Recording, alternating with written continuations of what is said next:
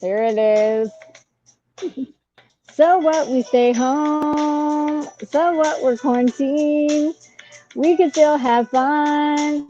Just come hang with Felicity and me. Yeah, we can still connect with our family, which is how it ought to be. Welcome, my sweetheart. Thank you. We are doing bedside recovery stories with my sweet angel Felicity Osborne. How are you, my sweetheart? I'm good. So you're in Minnesota, right? Michigan. Michigan, that's where it Yep. is. Mhm. I'm still working on my abbreviations of states. When you put MI, I was all, Yeah. So you are 3 hours ahead of us, huh? Yes. Yep. Right on. So what we're doing is we've been featuring people who are going through recovery or who are recovered or going through challenges in life and things like that. And when I've known you for a while, and when I saw like about what we had talked about, you are so inspirational, my sweetheart, Oh, and thank how you. far you've come. Mhm. Why don't you introduce yourself and let us know, like, for what is it that you've gone through? When did you, in the recovery process, how it began, where it came from? Okay, well, I'm Felicity, and it started with obsessive compulsive disorder. When I was Yes. 4, my mom started noticing signs of obsessive compulsive disorder, and over the years it just got worse and worse and worse.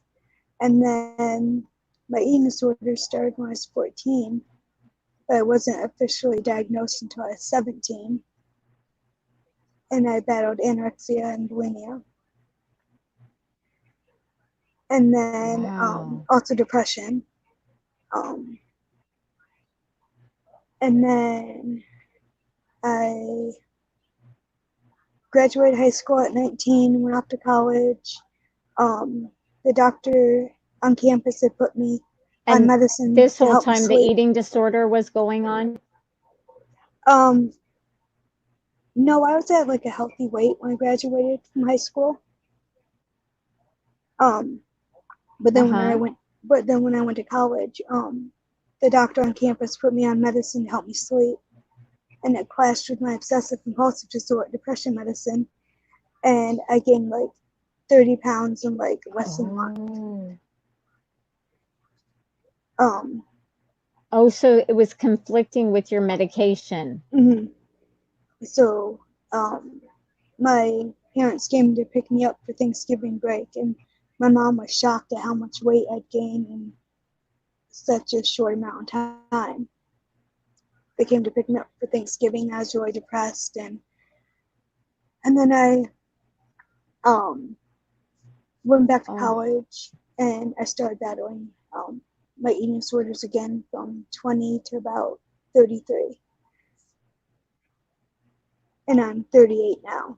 So I've had like a 20-year. the sound went out for just a sec. So I've had like a 20-year. I can't hear, Rod. The Oh, sound is delayed. I can't hear. Can I just look on there? It's really bad on here. You can't hear her? It's coming up delayed. Now I can't hear her at all. Let me get off. I'll go over there. Let's try that. Okay, I'm gonna hold on 1 second, sweetie, because the sound is a bit delayed. Let me go over here. So he's gonna come right beside so I can hear better. okay. Well, no, I'll be over here. Rod, I can't hear at all. You can hear it all? No. Rod, could you just turn it this way? Rod. Oh, what I'm gonna do is come right here.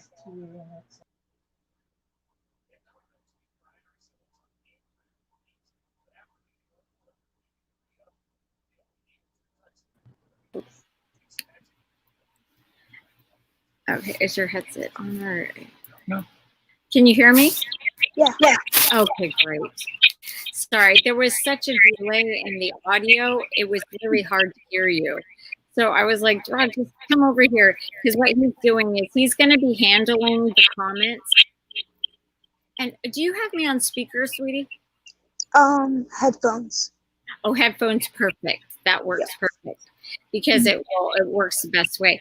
So what Rod is going to do is he's going to handle the messages so that way you and I can just talk directly. Okay. So now I can hear you better because it was lagging. Audio fixed. Sorry, guys. Audio is fixed. Okay. So you know what you were saying about age 4? Yeah. How you were battling OCD at age 4. Mhm. To me, I don't get to hear much about that from other people. I battled OCD at a very young age. What did your OCD specifically look like at that age? I was afraid of like germs. I was changing my clothes like 4 or 5 times a day. My bed had to be made in a certain way. Things had to be like in order. I was like washing my hands all the time. Yes. Yeah. You know, like to relate, when I was a child, I had obsessive compulsive disorder as well. And so what had occurred was I would touch something with my, let's say, left hand. Then I had to touch it with my right and then make it an even number. Or, you know, if I touched the floor, there was a part where I would go wash my hands. Or if I touched a crack when I stepped, I had to touch my other. It was variations like that I experienced. And at my age or in my generation, they didn't know about these things back then. You know, they would go undiagnosed for a really long time. And yet yours was noticed by your family, right? Yeah. And how old was that? Yeah, there's an echo going on. I think it might be on. Is it coming out of your headset? I'm not sure. Because there's an Can you hear echo. me okay? Yeah, I can hear you, but it's in the background, I think. Okay, yeah.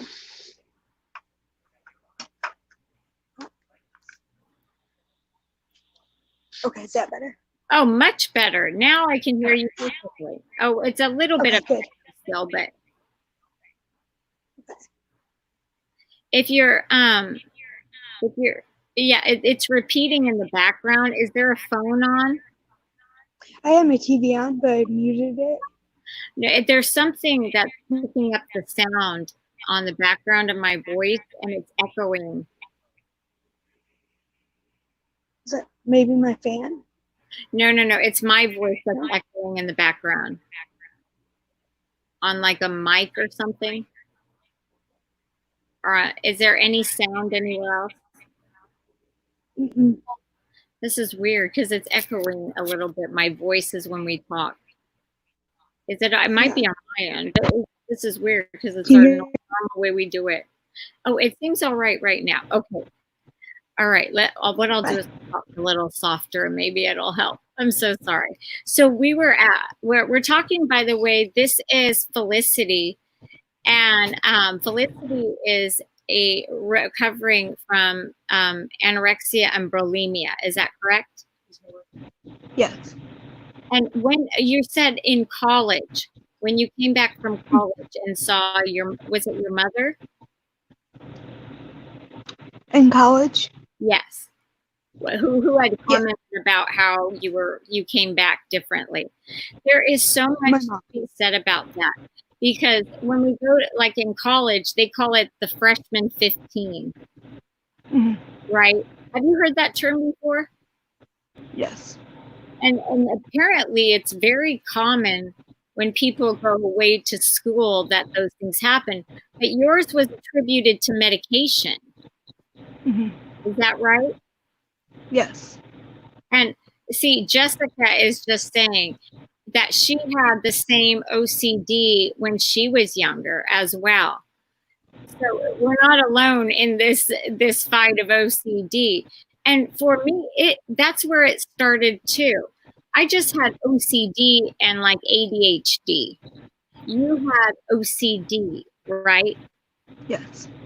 And then when you came back from college, how old were you? Well, I went and worked at Walt Disney World for 5 years, and then I moved back home. The happiest place on earth, right? Yeah. I moved back home when I was, I think, like 30. Gonna be 30. Oh, really? Okay. And my eating disorder got worse because I didn't have health insurance, so I wasn't on my medication for like 3 years. So I started. I traded the bulimia for overexercising. Oh, so you're an overexerciser. I have been an overexerciser. That's how mine started. And that's a form of purging, as we know, right? And there is something that is an eating disorder. When you do overexercise, that's a form of purging, because some of us will pick vomiting over exercising. Some do both. Some do a lot of different things. So you're dominated with the over exercising at one point? At one point, yeah, but I was also purging, and I was basically gonna have dentures at the age of 30 if I didn't stop. Oh my gosh. Isn't it crazy how much our teeth are affected with things? See, I didn't do really bulimia because I'm a bit, I was born with stomach problems and things. So I hate throwing up. I tried, honestly, I did bulimia for like less than a month and I was like, I couldn't do it. But people do it for different reasons and things like that. But your mouth is so affected. You know how, this is just an interesting thing that to note. Do you know how they check to see, like in recovery when you're in treatment or hospital, that there is a way to check to see if you're purging? Did you know that there's a way to that it can be checked in labs? It's called amylase. And when amylase is too high, that is an indication of purging behavior. That's how they're able to tell if you're purging or not. I didn't know if that was something, I'm not a doctor, but this is something that they check for. And in anorexia, it happens sometimes, and in pancreatitis. I get amylase high when I have pancreatitis. But when they test for bulimia, if they're looking for bulimics, they check for amylase because that amylase is present during the vomiting in your levels. It comes to the surface in your mouth and your stomach, and it produces that way. And it's a really interesting topic because, you know, orthorexia is when you eat too clean. That's another thing I suffered from as well. And you know what, Samantha, you're saying something about exercising with orthorexia. I didn't realize it was a combo, but it's it's people who eat healthy food too much as well. That's considered, and they're over exercising, and we're learning is it goes out for a long period of time. It's like an addiction, isn't it? Sorry, what was that? Felicity, is it like for you, wasn't exercising like an addiction? Yes. You found yourself thinking of it all the time and stressing over it and things like that? I would have panic attacks if I did not work out like every single day of the week.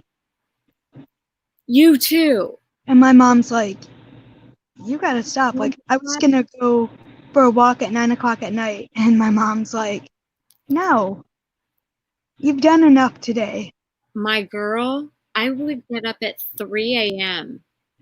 to go do those things. I'm relate to you so much on that. And literally, it's an addiction, you know, and there's selfishness in our addiction, isn't there? Right?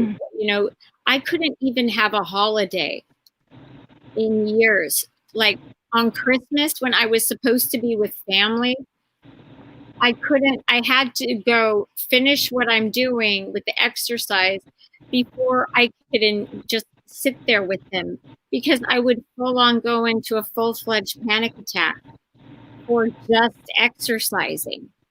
Mhm. Is that what happened to you as well? Yeah. Did you do that during holidays and during important events of family time?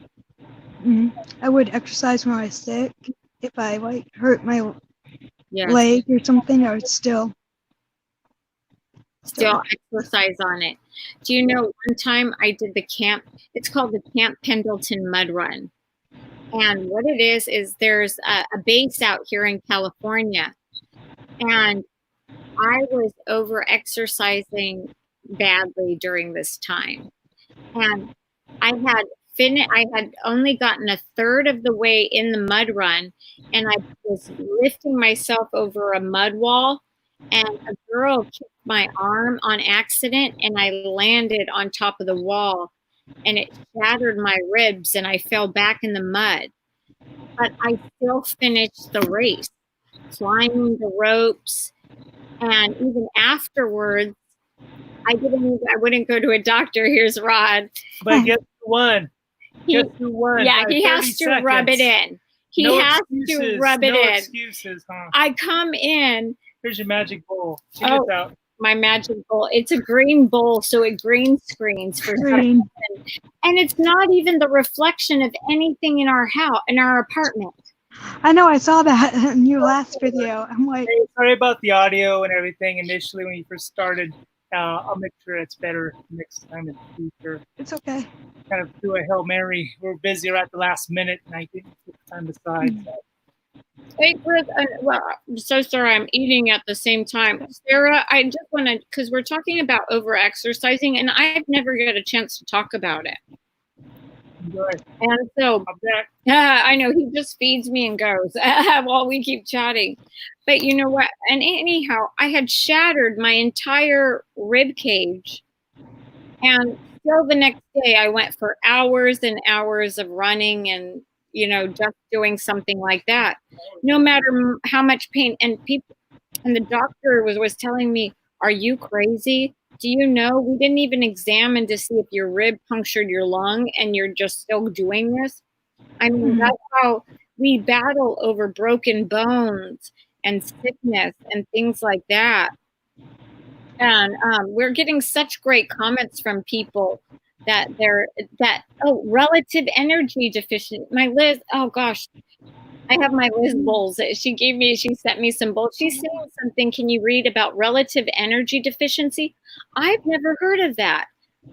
But I understand what she's talking about, having athletes train, and we don't eat enough fuel, and we train like we are competing, don't we? Don't we feel like we're competing for a marathon, like on a daily basis at the time? And it's not something that needs to be taken lightly, because over-exercising is a very serious condition. And give me an example. I mean, I don't want to do numbers and things like that in case it will trigger people. It doesn't bother me, by the way. For those people out there, numbers don't trigger me anymore. So when people say their numbers, other people's numbers never triggered me. It was my own numbers that bothered me. But can you talk about what over-exercising was like on that? What over-exercising? What you experienced. You have broken bones. What would you still do? Would you run? Would you just stay in the gym? I would do like 2 workout videos, and then I would walk for like 6 hours. Oh my gosh. Oh my gosh. Really? You see it, you see how it's not that our body needed it, right? It's that our brain is telling us to do something that is, like, imagine if you tell that to someone, right? I need you to go work. I need you to go walk for 6 hours. They look at you like, for real? Are you being serious right now? Like, have you, like, I need to walk for 6 hours. Is that normal? You know what I'm saying? But it's our thought process that gets entwined and we justify it, right? Mhm. And we find that overexercising suppresses your metabolism and you're doing more damage than good, Mhm. right? Yeah, but I worked for the school, so I did lunch recess. So that was like 2.5 hours. And then I would come home, I'd walk around the playground with the kids, and then I'd come home and go for like 2-hour walk. And then my mom would come home from work, and then I'd go for like another 2-hour walk. Are you serious? Yeah, like 7 days a week. Plus do like 2 workout videos. You are kidding. All of that. Yeah. All of that. Wow. My beauty. And you survived it all. Mhm. Unbelievable. And you also, now, are you still battling your addictions with anorexia or bulimia or over exercising? What is it like now? I still work out, but I set a limit. Good For like for an you. hour to 2 hours. Between 45 minutes to like 2 hours. I try to walk like 7 days a week. Mm-hmm. Or I walk on the treadmill if it's like raining out. Do you feel that that's an appropriate, healthy amount? I'm not like interrogating. I'm asking you, do you feel free from the over exercising? Or do you still feel the compulsiveness at times? Sometimes it just depends on like what's going on. So it's still present at Mhm. times. Sometimes, what do you yeah. notice what kicks it up for you? What do you notice? I can tell you what did it for me, but what did you notice? What makes you go south faster with over exercising? Does anxiety happen? Does an event happen? What happens to you? Why do you exercise more on some times than others? It just depends on like if I feel in control or not. So it's control. Because like with this COVID thing, I haven't been able to find an internship for my master's program because everything shut down. And by the way, Felicity is getting a master's in social work. She's on her way to getting a master's in social work. She has her bachelor's, right? Yep. On your way to get your master's. See, I know more about you than you think. But that's wonderful. But you see, what you said was so pertinent to this conversation. You're coming from a place of wanting to control, right? So, which is not necessarily the most healthy, right? When we are doing it for reasons of control. Would you agree with that? Yeah. That it's not coming from a good place, me and my floppy unicorn. Aww. But when you're doing it, it's not coming from the best place when you're over exercising. I have a tendency to be on that side as well. And what happens is I have to remind myself constantly about moving, just even sitting or moving and things like that. I get very fidgety, and those things also burn calories, and it's not helpful to my health. So I have to constantly remind myself and have reinforcement from Rod or from people, and myself, that this is not the best thing for my body right now, and I'm doing it for the wrong reason. Getting that's how I get my control back. And I don't know and I don't want this to sound preachy, not at all. I'm the queen of screw-ups right here. I am the absolute queen of screw-ups. I'm just saying that's what I notice is when I feel out of control or anxious or things like that, those habits or triggers kick up. And if I don't address them, they take over. It's like doesn't it take over your whole mind and body at that point? Like you go on autopilot. Mhm. Is that like, Yeah. tell me how you feel? Yeah, it's like autopilot. Like you just start automatically doing it again. And I noticed for me, I start shutting things out. Like if I like stress and anxiety and things like that, because you know what going through all this with the corona is already anxiety provoking. Then you have the financial and the medical and all these things that, you know, a lot of us depend on, you know, certain things to happen for us to just survive, right? And that causes a very Mhm. stressful time. And so I notice like the habits or behaviors like to want to kick up then, right? They want to start Mhm. kicking up then. And more now than ever, we have to squash them because all those things are cortisol releasers, right? It's just stress hormones freaking us out left and right and left and right. And we get into a full on panic attack. And oh, Sherry Foster, thank you for that comment. Hormone imbalances and oxidative stress. Amen to that. And now, Felicity, I just want to touch on you had a medication problem that happened, conflicted. That happens a lot. Medications can mess with our hormones and do that and trigger those things.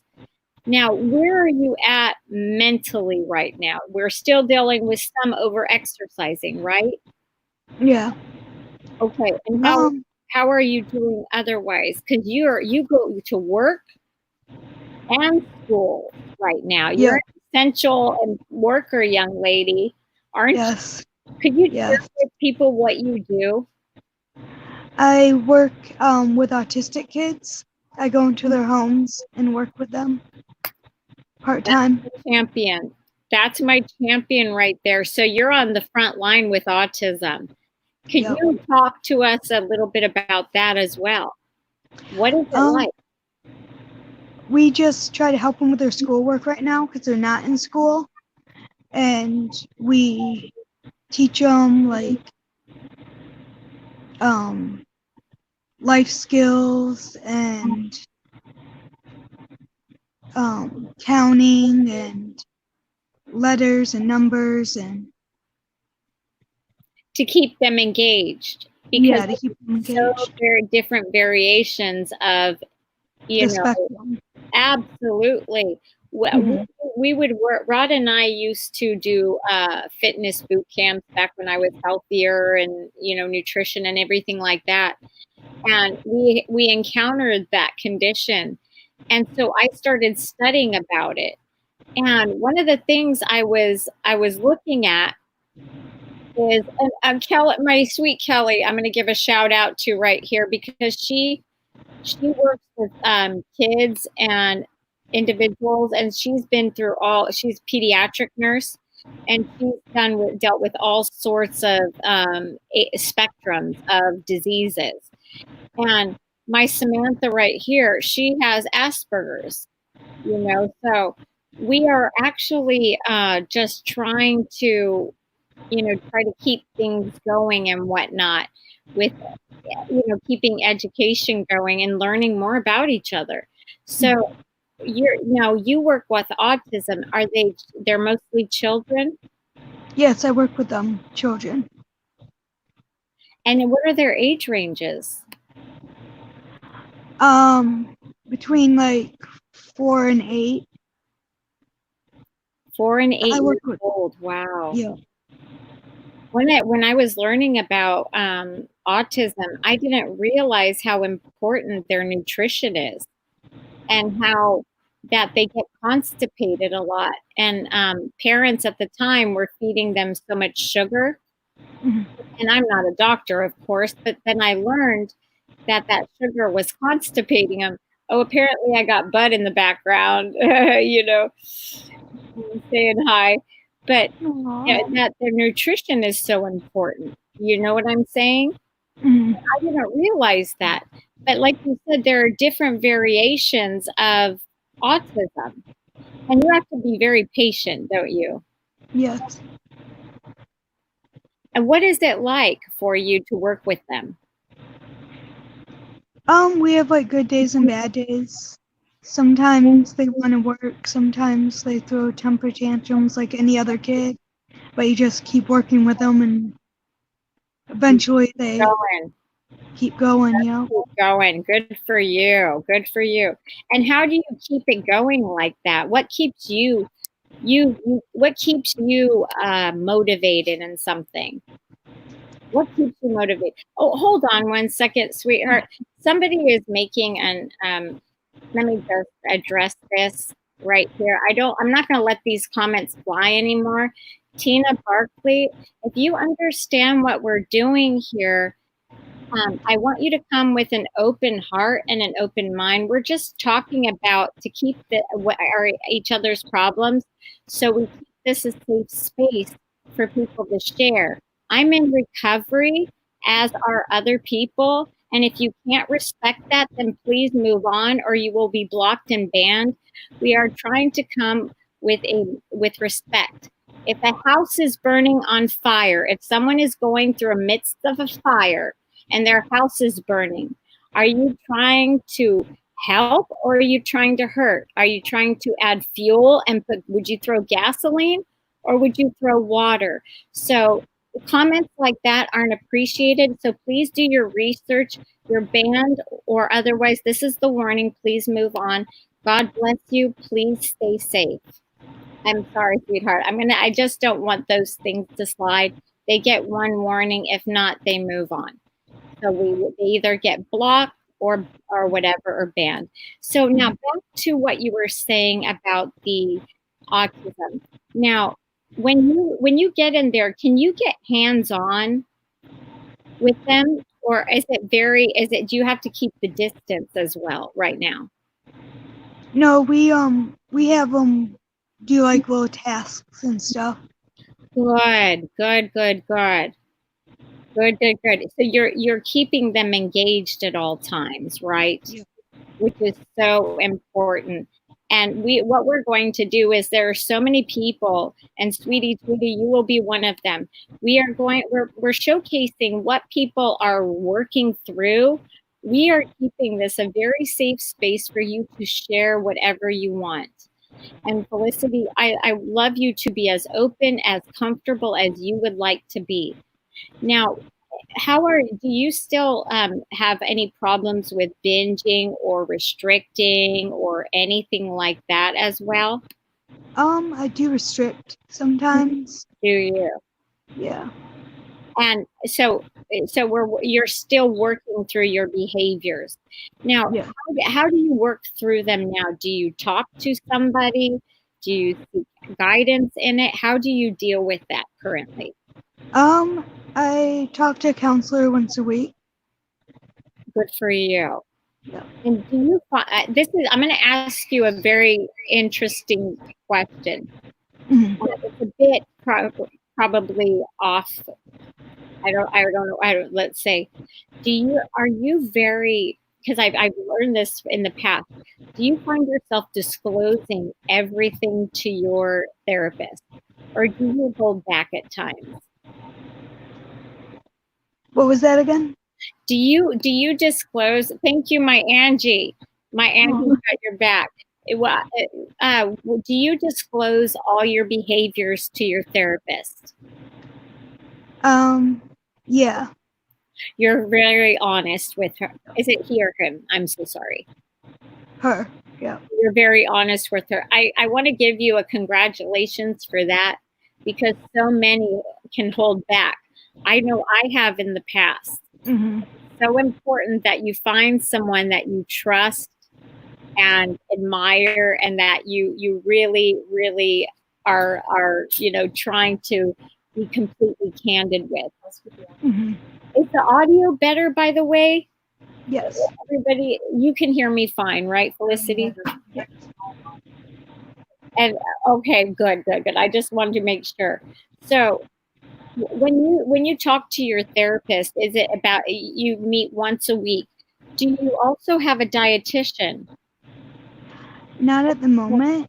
I did in the past.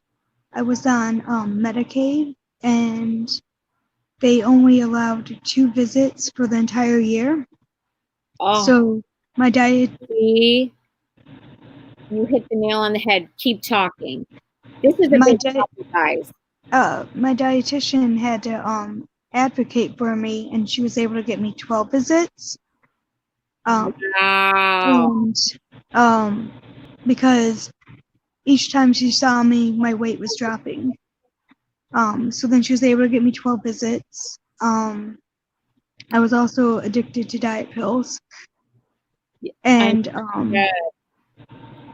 and then she was able to get me another, I think, 10 visits. But then once my weight stabilized, Medicaid wanted me to repeal it. Yes. Yeah. That is a big thing that I don't think people know about.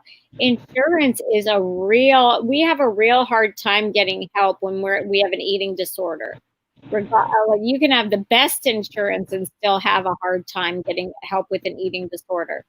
Dietitians, therapists, things like that aren't typically covered that should be, you would think. Right. And then what they do is when they find out if you're in a certain weight range, then you have to appeal their decision on getting treatment, because then they cut you off. And that makes no sense to me, because most people who have an eating disorder can be in a normal weight range. Right. That blows my mind.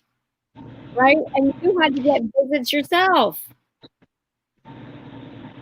And I had to do what? And you had to appeal yourself just to get. I mean, I have to pay. And I didn't. Go ahead. I didn't appeal because I was like, why? She told him my history. They dealt with me for like 7 years by then. Wow. Why should I have to appeal? They know, you know. Right. They kind of come with their little sledgehammer and cut it off, even when you want to seek help. And Right. so it's a very complicated process. I don't know if people know, but in eating disorder treatment centers, just the very basic runs anywhere between 40 grand to 80 grand a month. And I'm being conservative on that number. That's if you go in treatment, let alone a hospital on top of that. And then you have those extraneous costs of outpatient. Once you're out of treatment, you still need your dietitian, you still need your therapist, you still need all of those to help you transition. Otherwise, I call it recycle therapy. We're right back where we started in the treatment center. That's what I call it, just recycle therapy. You're recycled right back in the system. You know what I'm saying? And it's not like I'm not trying to poo-poo on it, but there's better ways we can do things like that. And I just want to share this with you with Wendy, that this triggered a thought of a comment her daughter made several weeks back. She's gained weight over the past year. While her weight has gone into an unhealthy weight range, she's been generally happy. However, she decided that she wanted to be more healthy, and had begun a healthy eating plan. Then COVID-19 happened to the world. Something that stuck out to me that was that she made that comment that she enjoyed being on this plan because it made her feel like, I can't see the rest of it. It cuts off the rest of it. If you can, post the rest of that, my dear, so we can see that, because I want to see the end of that story. Because we do get into things where there's healthy eating behaviors, but for me, it took on a whole new life.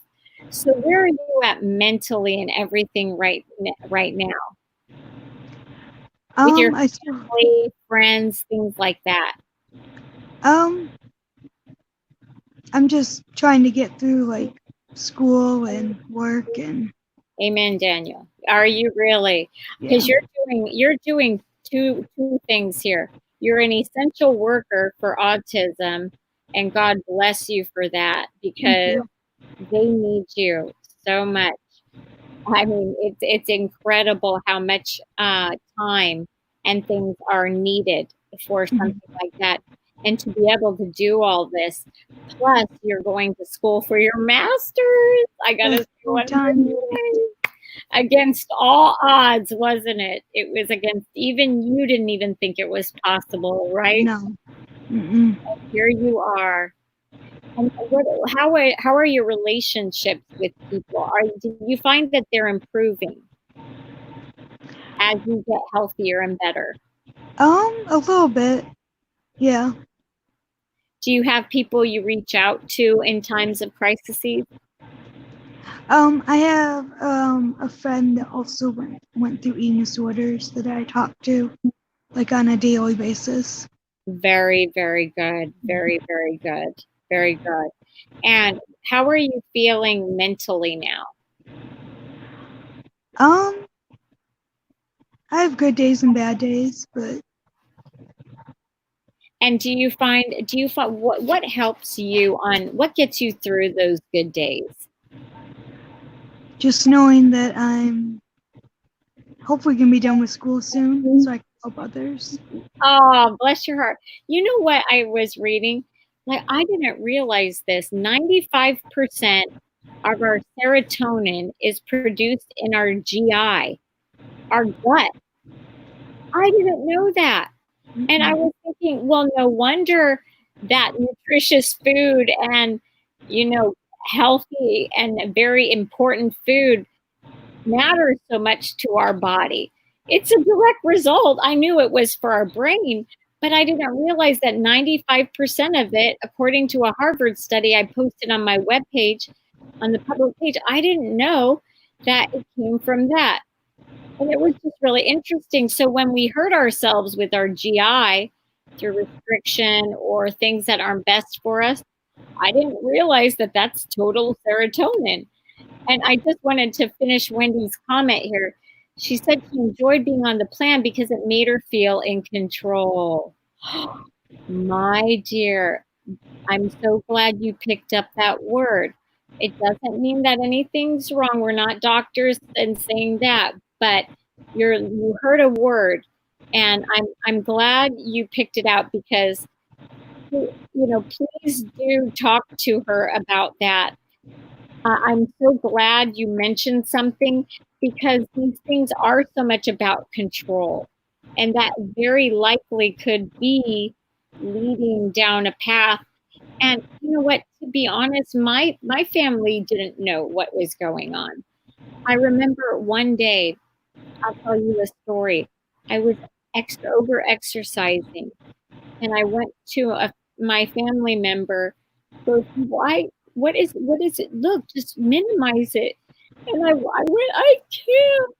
And I started ramming my head into the garage door going, "Please just help me. Please make it stop.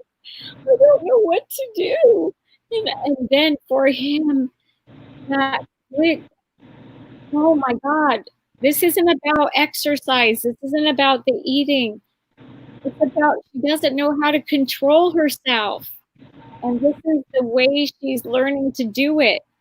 And then come to find out later, many years later, I finally opened up about abuse.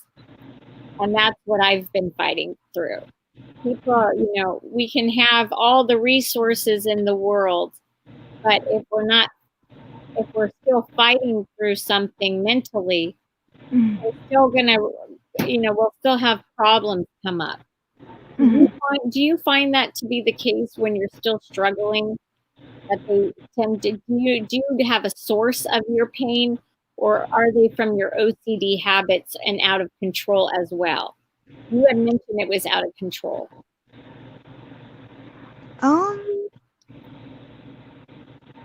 I think it's like a combination of things that like happened, like OCD and yeah.